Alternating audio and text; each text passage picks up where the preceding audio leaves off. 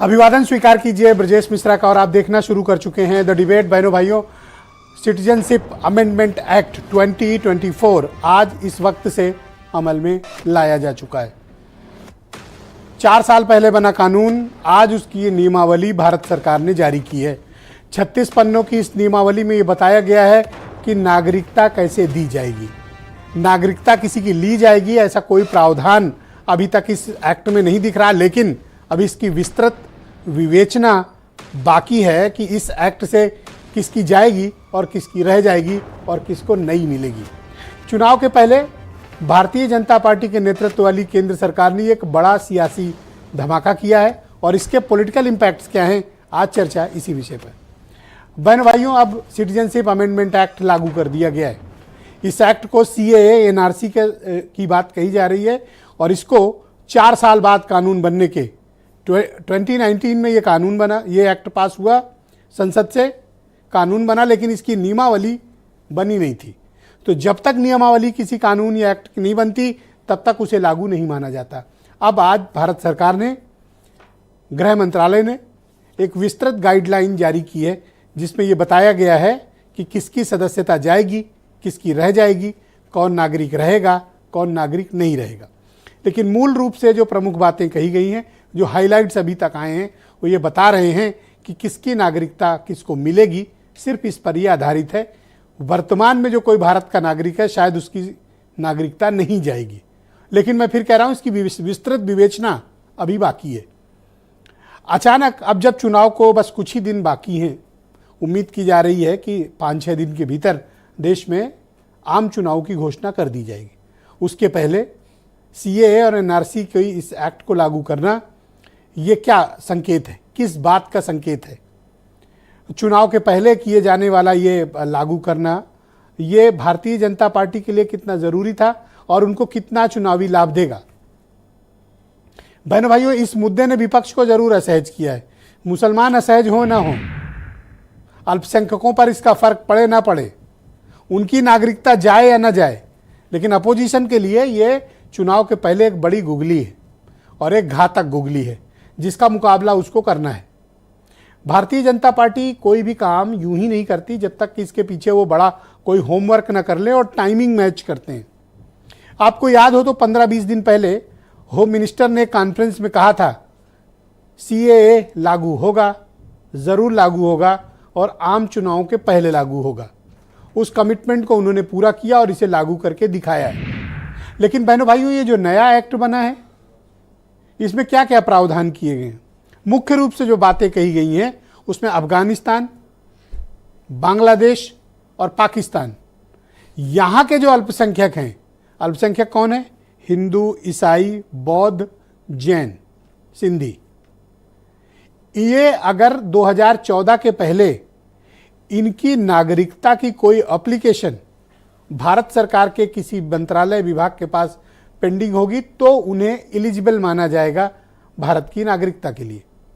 यानी उन लोगों को जो धार्मिक रूप से पड़ोसी 3 देशों में, नोट करिएगा, अफगानिस्तान, पाकिस्तान और बांग्लादेश, उनको नागरिकता दी जाएगी।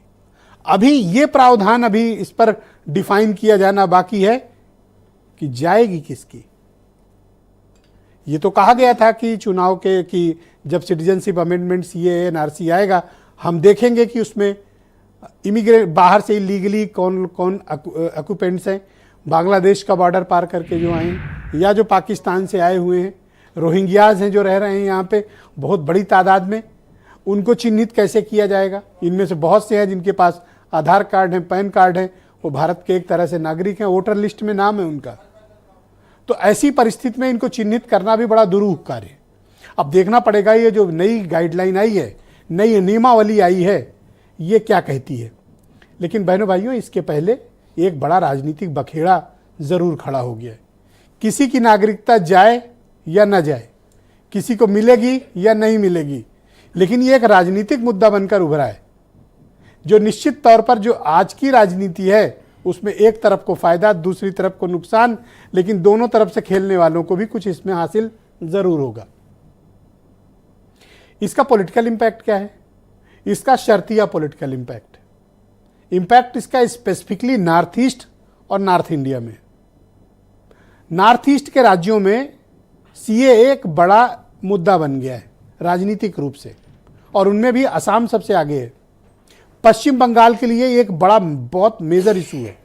उत्तर प्रदेश और बिहार जैसे प्रांतों के लिए ये एक बड़ा मुद्दा है जो सेंटीमेंट्स को भी टच करता है।